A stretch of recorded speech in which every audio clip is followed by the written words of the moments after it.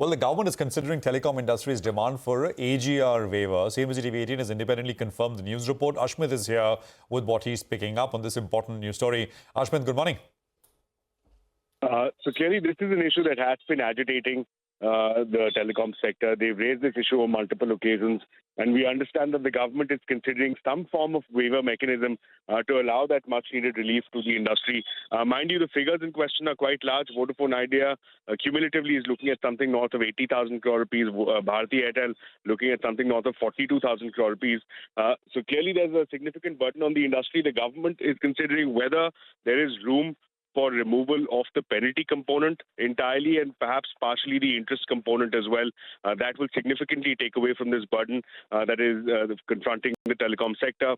However, a couple of aspects to bear in mind. This is an issue that the telecom sector has been agitating aggressively for several years now before the DOT, number one. Number two, there have been multiple Supreme Court rulings which have confirmed this AGR demand. 2019 is when the AGR case was lost by the telecom companies.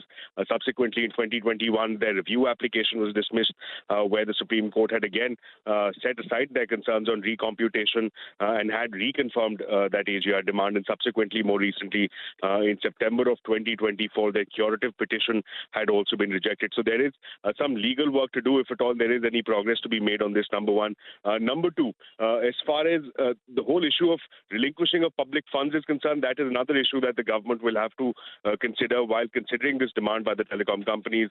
And third, of course, the entire process, given the fact that it will require approvals at multiple levels, there is no finality in terms of when this can be proceeded with. But clearly, there is some willingness within the government to consider how to address this issue that has been plaguing the industry for very many years now. Back to you. Okay. All right, Ashmit, thanks a lot for that. I guess this is going to be a legal cum political issue that will drag on.